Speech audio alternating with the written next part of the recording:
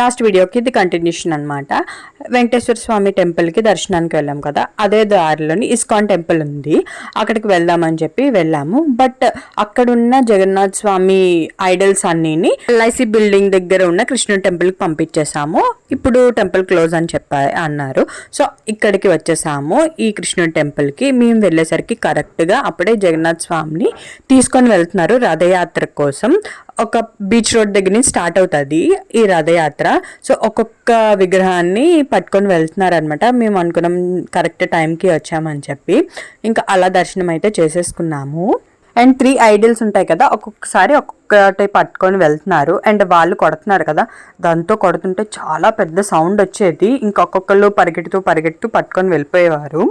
And ఇక్కడ నుంచి కార్లో పట్టుకొని వెళ్ళారు ఐడల్స్ని. బీచ్ దగ్గర నుంచి రథంతో స్టార్ట్ చేస్తారంట. అండ్ రథం వీడియో నేను ఆల్రెడీ పెట్టాను, ఎవరైనా చూడకపోయినట్టు చూసేయండి.